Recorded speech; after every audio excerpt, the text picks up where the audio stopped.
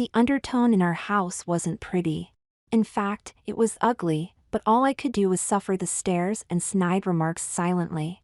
To do otherwise would have caused a firestorm that I did not want, since I had already experienced that thrill when my dad walked in on me and found me completely dressed as a girl, complete with makeup and my hair brushed out. The short miniskirt and low-cut blouse with the heels I had on didn't help the slightest bit either. My dad went ballistic while my mom smirked and began to tease me about it. I was 16 at the time, which meant that I didn't have the option to leave, so I had to endure their attitude. My parents were never really involved in my life, both distant and neither showed much in the way of affection. They fed and housed me, provided medical care and so on, but beyond that, they showed virtually no interest in me. As lonely as it was for me before, things in our family really changed after I was caught. Dad, for instance, quit asking me to do anything at all with him, and we never again shared any conversation that did not include some mention of my wearing a dress. For her part, Mom kept asking me if I wanted her to do my hair, always telling me that she had some nice ribbons, what I thought of jewelry, or a particular style of dress. My life became an endless parade of remarks that drove a wider wedge between us, one that I could not do one thing about. For my birthday, Dad gave me a curling iron while Mom gave me a nightgown. Both laughed when I opened the packages. Not only was it bad, it was getting worse, and there was no relief in sight. My parents are very rigid in what they perceive of the roles of people in society, and I have never once seen either of them change their ideas of what they believe to be true about minorities. That of course meant anyone that wasn't in their class, or held equal status. That viewpoint made my getting caught dressed as a girl akin to having a bomb go off in the house, which I always knew would probably happen if they found out, that is, but I simply couldn't stop myself. For a guy, I suppose I'm about average in size, but with a hairless body, which was a constant source of teasing by the other guys in gym, but I tolerated it since having a hairless body was just fine for when I wanted to become a girl. Like I said before, all my life my parents had never been much for showing affection to each other or myself, yet both of my parents expected me to do my best in school, but usually, they did not get involved, which left it up to me. I also had plenty of time alone, which is when I would dress up, until I got caught, of course. Dad works selling parts to auto companies while Mom spends her time working on charitable committees, usually leaving me to myself, until I was caught. After that, Mom always made sure she was home when I was. Because they both drew even further back from me, they also began to discuss things as if I wasn't in the room, which was a mistake. I'm an all-A student, certainly bright enough to figure out what was going on, so when I saw Dad push a stack on money into his desk, I began to wonder what he was into, but I certainly had an idea. Months went by before they relaxed even a little bit, and Dad got careless, letting me see him with huge amounts of money, always in cash, always stuffed in his desk drawer. Mom bought new furniture, a new car, redecorated the house, and always had money she never had before. I did not gain anything except the knowledge that my dad was probably taking kickbacks. That's when I began to have a glimmer of an ugly idea. I turned 17 when I was halfway through my senior year, and applied at several colleges. My parents told me they would pay for my college, but expected me to pay for anything else, like gas for my car, the insurance for it and so on, virtually telling me I was on my own. The day I graduated, Mom gave me an envelope with a check in it, then told me they would be moving to Europe, and confirmed that I would be on my own. Looking at the amount on the check, I knew that Mom had relented a tiny bit. I left for the college 2 days later, and didn't look back, not even once.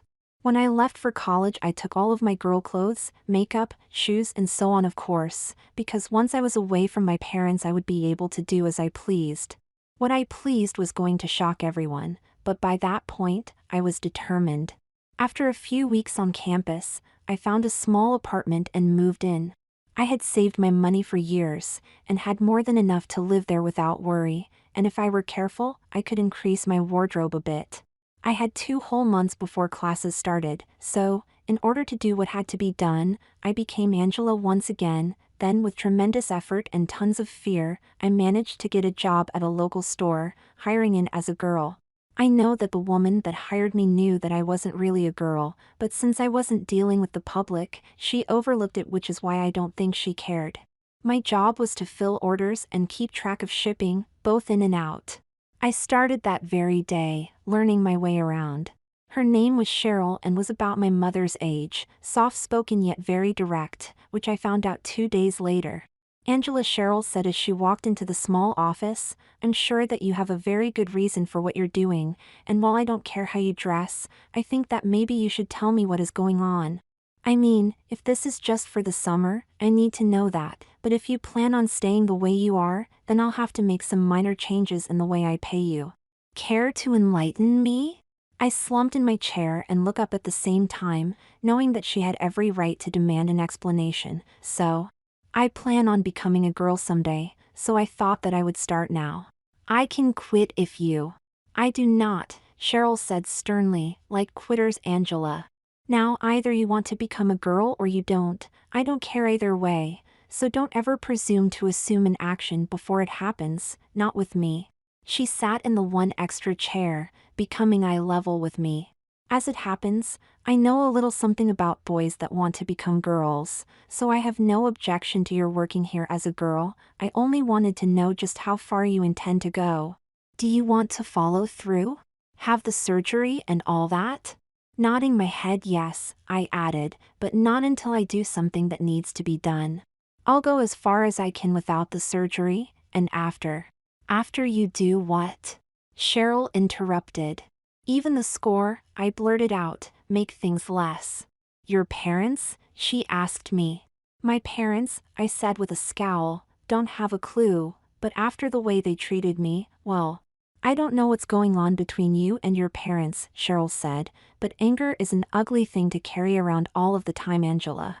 It can consume you, and serves no purpose other than revenge."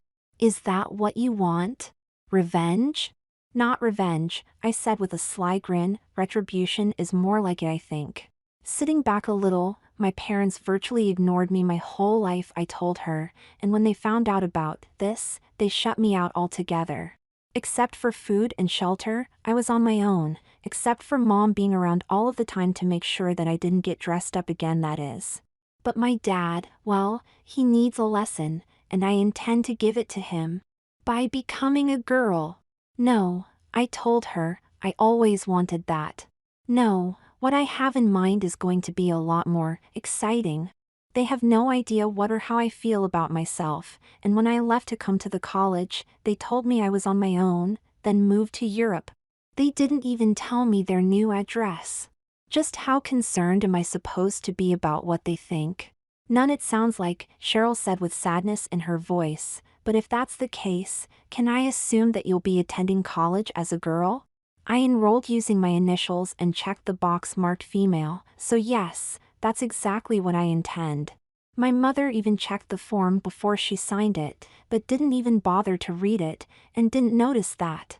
Bitterness filled my voice with that last remark. Cheryl had me sign some forms, then left the office. Confused by her reaction, I wanted to ask her what she meant when she said that she had some experience with boys that wanted to be girls, but held myself back, deciding to wait until things cooled off a bit. I was unsure about Cheryl, but she hired me, and didn't seem to mind my status, so I let it be. After a few days I had managed to wear everything I owned, but I had gained enough confidence in my ability as a girl to visit a local mart where I bought more skirts and blouses, shoes, plus panties and 2 more bras and a pair of jeans. That night I packed away all of my boy clothes, determined not to wear them ever again. As I removed the tags and put the clothes away, I thought about what Cheryl had told me about anger and revenge. I was long past the anger, that had been displaced by the realization that my parents had not cared about me, not really, not even once in my entire life. Being left to my own devices, without the benefit of family, I sat sipping on a soda while looking inward, examining my plan, wondering if, as time went by, I could do it. Mom, while not quite as distant as Dad, used what I knew in my heart was money Dad didn't earn, and that earned her an opportunity to be shocked, but my dad was going down, that much I was sure about.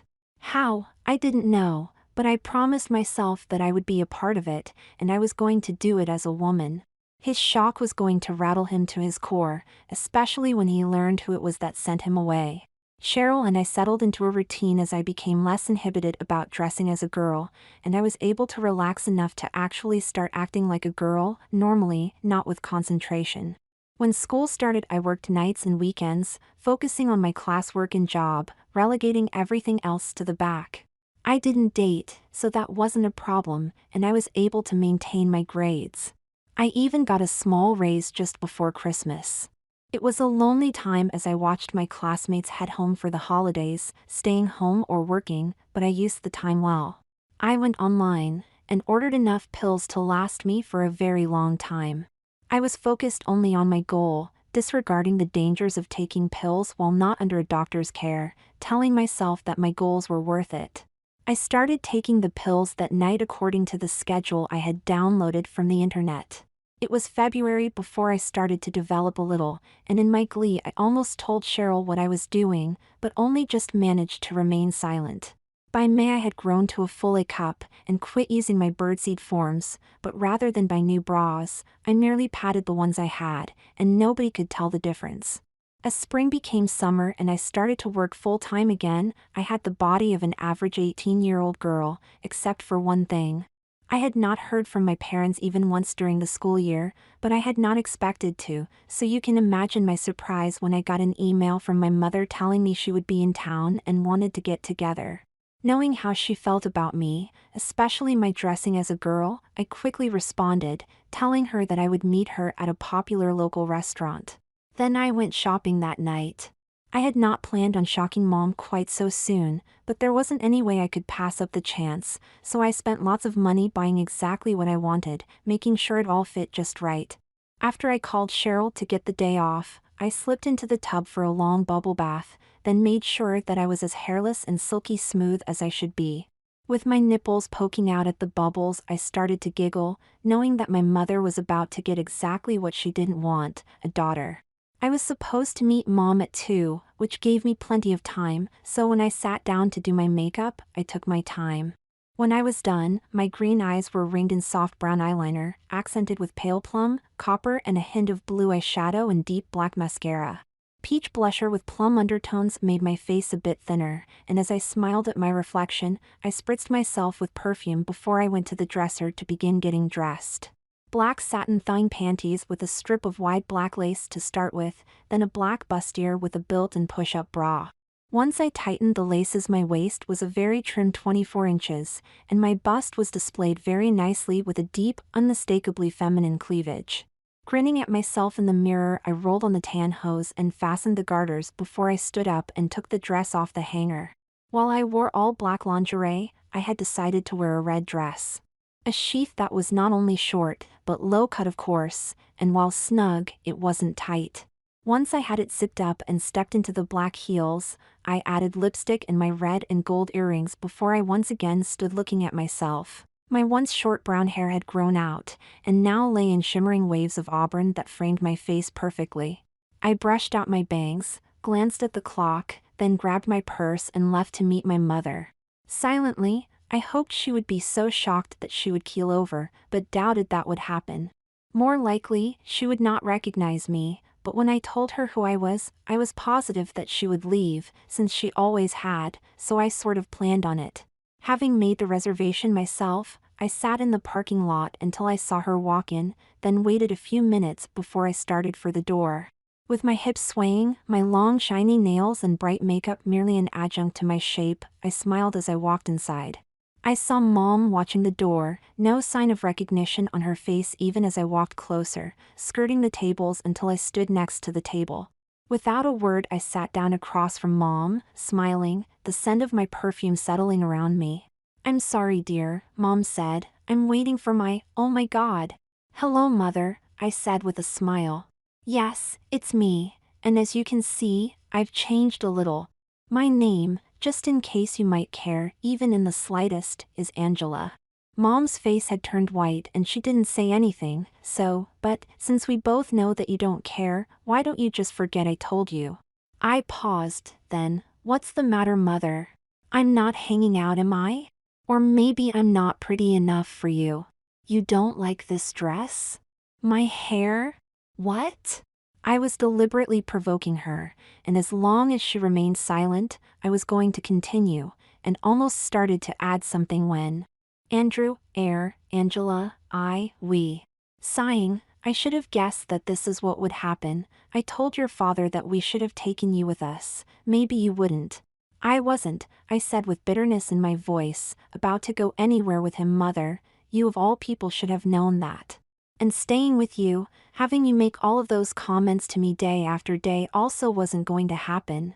I only agreed to this meeting to let you know that I'm in charge of my life now, not you, and I have decided to become the girl I was meant to be. It looks, she answered a bit strongly, that you have succeeded. Tell me, do you really hate us that much? Doesn't begin, I said lightly, to cover it, Mother. And hate is the wrong word. Despise is more accurate. All my life you ignored me. You never attended one school function I was in, you never came, not even once, when I won an award. You never did much more than feed me and house me. In fact, I was like a pet for you and Daddy dear, so what did you expect? That I would eagerly be the dog you treated me like? Then you told me I was on my own and left. You didn't even bother to let me have your address. Now, tell me, what did you expect from me when you sent that email? I see, Mom said sadly, we never realized, we thought that we were teaching you, but that doesn't matter, does it? Slumping in her chair, you're quite lovely, Angela, and obviously those are real or you would not have worn a dress like that. You're flaunting yourself at me to make your point, which I guess you have. But I came to tell you that your father is in jail. Bribery? I said. Kickbacks? How did you know about that? I'm not stupid, Mother. I knew about the kickbacks before you abandoned me. Just how could I avoid not knowing? Dad stuffing money in his desk with me standing there? You buying stuff we couldn't afford? How could I miss it? Just about the only time the two you thought of me was to slam me, make a snide remark or tease me. The rest of the time it was as if I wasn't there, and you got careless. Leaning forward on my elbows, I looked her right in the eye, then. How long did he get? 20 years, Mom said grim-faced, in a Middle Eastern jail. It's a hell hole. Oh gee, I said without the slightest remorse, Daddy dear gets to find out what it's like. I'm distraught. Obviously, Mom said, you don't care what happens to your father. Not a bit, I told her. What about me? She wanted to know. What about you? I said. You didn't want me before, especially after, well, now that I've changed, what's different except that Daddy dearest is in jail? I suppose you plan on staying around? Try to ruin my new life, like you did before? I sat back, my anger making my face flush and red. I could feel it. What is it? I asked her. You tell me. You think that I can trust you? How can I trust you now, no matter what you do? I thought, Mom said, starting to cry, that we could start over. I can see that I hurt you badly. I had no idea that you wanted to, that you would. I need you, she said as she started crying.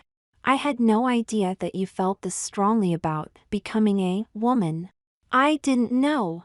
Yeah, I said, and you didn't ask either, did you? You and Dad just assumed that I was what? A queer? Or crazy?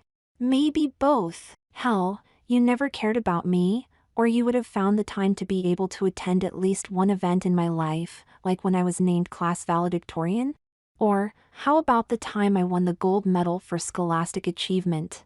But no. You and Dad stayed home or went out those nights. Well, I'm on my own now, and I have made a new life for myself, and quite frankly, Mother, I don't need you, especially your nasty remarks, and I can't think of one reason that I should care what you want, or need. Please, Mom said, her lips quivering in despair. Let me make it up to you. You and I can start over. I'll never see your father again, ever. He'll die in that prison. I don't want to be alone. Her sobbing took over, loud enough to make the waiter come to our table. I sent him away with a wave of my hand, letting Mom sit there and cry, like I did for so many nights. Angela, Mom said through her tears, please. Don't push me away. I need you. She put her hand over mine, then, I'll be the mother you always wanted, I promise. As much as I wanted to get up and leave, I stayed there. Something, maybe that last shred of hope, kept me there. I wasn't sure that she could be the mother I always wanted, since a rabbit cannot become a wolf because it wants to. As much as I doubted her ability to change her ways, I felt the hot iron of my determination to hurt her pulling at me, opening a small ray of hope. Unlike my father, my mother had shown one small glimpse of decency when she gave me that money, which at the time made me think that deep down she actually cared. She sat across from me, her son that had become a girl, begging me to let her help me, telling me that she needed me. I did not trust her, not that much anyway, but I was willing to give her one chance, only one, to prove it. Okay, I said slowly. Exactly what did you have in mind? I thought, she started, that we could spend some time together to start with, maybe a small vacation? I have a job, Mother. I can't just leave. Cheryl has been very good to me, and I won't do that to her. She's been like a mother to me in so many ways that you don't have any clue about, but maybe I can get some time, maybe a few days, a long weekend? That remark hurt her, which of course it was meant to. I was willing to give her a chance, some rope to hang herself with, so to speak, but I wasn't about to strand Cheryl in any way.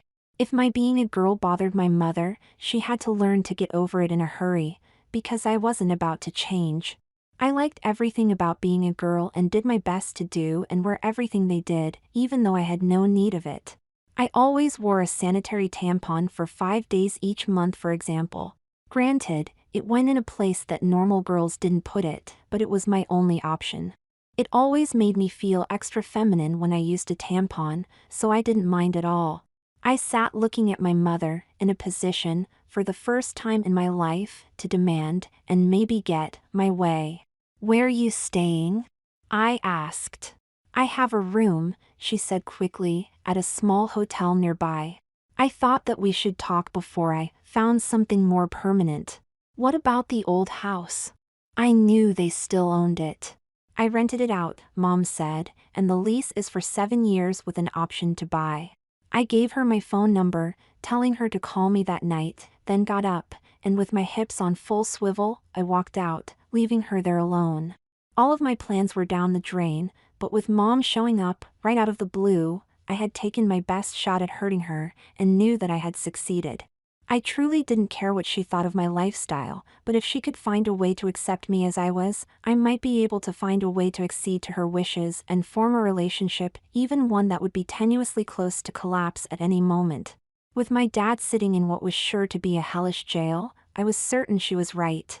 I would never see him again, and if he did manage to get out, it wouldn't make any difference. I cannot say that I was happy with what I had done to Mom. It didn't make me feel any better anyway, but I had put it all on the line for her to examine. After an entire life of being ignored, I wasn't going to open my arms wide and let her leap into them as if nothing was wrong. I went to talk to Cheryl, and for the first time told her everything. As she sat there listening, I saw her eyes go moist a few times, a grimness come over a few times, then her slow smile when I was done. I hadn't shed one tear as I told her, yet I felt relieved. The next move, Cheryl said, is up to your mother now, isn't it? I mean, she wanted to see you, and you went, although you made sure to hurt her when you talked and told her how it was for you. Now it's her turn to make a move. She can agree, or she can leave, right? After a pause, you actually told her that I was like a mother to you?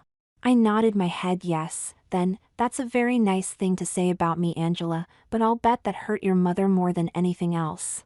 It was meant to, I said. Well, Cheryl said as she took my hand, she is your mother, so give her a chance, okay?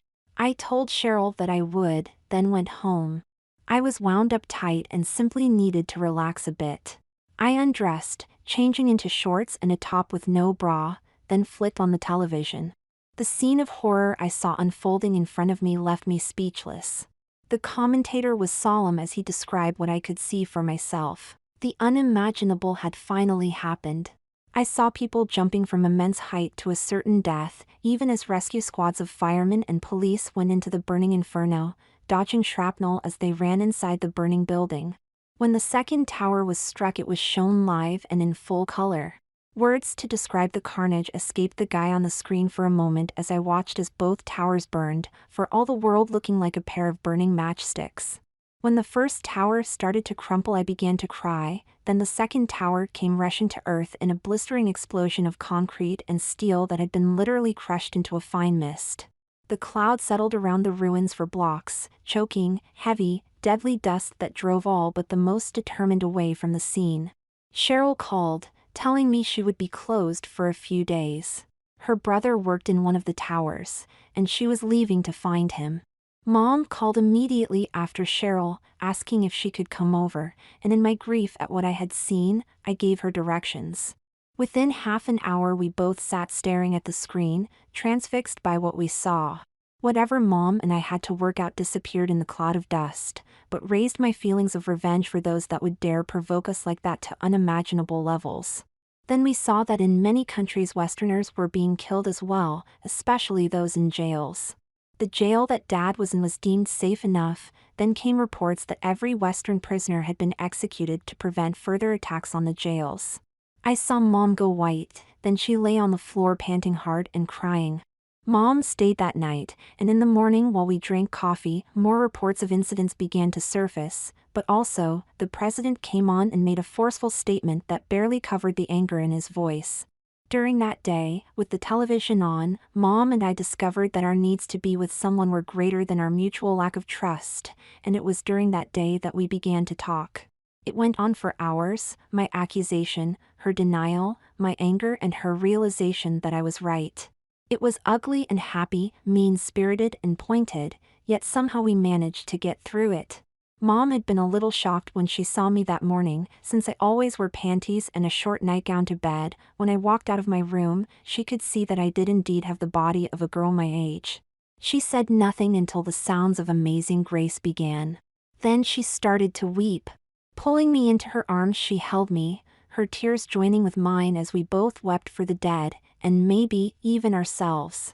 Mom moved in with me later that week, and over time we came to understand each other much better. I kept working while Mom found a job in an office.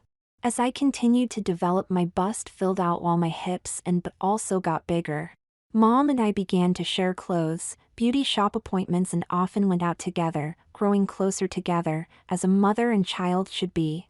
My long-held despair at my predicament faded away as I saw her in a better, more adult light, not shaded by the anger of youth or an oppressive father. As I moved closer to graduating, my manhood shriveled up until it was nothing more than a nub, useless, yet making me feel the need to have it removed once and for all. Then my mother asked me how much it was going to cost. I told her, expecting her to jump at the price, but instead, "I think that when school lets out you and I should see about making you complete, Angela." "Who do we call?" We can't afford that," I said excitedly. "Let me worry about that, Angela. Now who do we call?" I told her, and 2 days after school let out I became a complete woman. After a short hospital recovery, and I was home, it took almost 2 more months for me to heal up enough to walk without being bow-legged, and for the first time, I didn't feel as if I were in a masquerade. Mom treated me like I had always been her daughter, and we bonded even more during those 2 months. I was in the first term of my senior year when it happened. I was making dinner, Mom peeling the carrots when the doorbell rang. "I'll get it," I said. Wiping my hands on the apron, went to the front door and opened it. Stunned, I collapsed back into the room, smashing into a small table, which caused Mom to come running out. When she saw who it was, she screamed. "Hello, Marilyn," he said. "Where's that worthless son of ours?" "And who is the broad?" "Roger," Mom said, shocked. But, you're dead. It was on the news. They said that all Westerners were killed." "Can I come in?" he asked, saying, "Nice place you have here, Marilyn. Sharing expenses?" This is Angela's place," Mom said, calming down. "I live here with her." "You can't come in," I said quickly. "You're not welcome here, so go away." Is that you, Andy? Dad smirked as he shouldered his way in. Always knew you were funny that way, he said, and I see you're still wearing dresses. But, you are cute, I'll give you that. Why are you here? Mom demanded. To get my money, of course. I hope you didn't spend it all, that would make me very unhappy. I spent it, Roger, Mom said, trying to get you out of that jail. Jail? Dad said with a laugh. Honey, I was never in jail. They need guys like me. I fix things for them. I make it possible for them to buy things they need. I wasn't in any danger, ever. Now, about my money. I pulled myself to the couch, grabbing the cell phone as I pulled myself up. Slowly, I dialed 911 and hit the send button, then put the phone on the table, still on. You barge in here, I said, into my home, and make demands? How did you find us anyway? 812 Juniper is not exactly a common address, and since my name is Angela, I was just wondering. It was easy as pie, girly. Took me about 10 minutes to find you too. I want you to leave, I said, and don't come back. And I want my money, Dad said, and your mother is going to tell me where it is, or I'm going to be very mad. Go to hell, Roger, Mom said. Dad drew back his fist and hit Mom right in the mouth, drawing blood and making Mom drop to her knees in pain. Just as Dad was about to hit her again, the door burst open and two very large cops charged in. They had Dad under control in seconds. They dragged him to his feet, then one of them took him to the police car. You ladies okay? I'm fine, but Mom needs a doctor, I said. I'll take her myself. A month later, Dad was charged with espionage, aiding someone that contributed to the horror Mom and I had seen on television. Mom healed up, and later, once she was back home, she told me that she had stashed almost $20 million in a bank, money that Dad had made in bribery, extortion, and moving equipment and goods for governments that worked to topple ours. I was stunned at the amount, but Mom acted as if it were nothing, telling me that other than enough to make us both comfortable, she was donating the rest to the families of the firemen and policemen that had died in the tragedy. That was a year ago. Now I work as a registered nurse while Mom still works in an office. She's dating, but I'm thinking about it. One thing sticks out in my mind though. It was what Cheryl told me. Anger is an ugly thing to carry around all of the time, Angela. It can consume you, and serves no purpose other than revenge. I know now that she was right.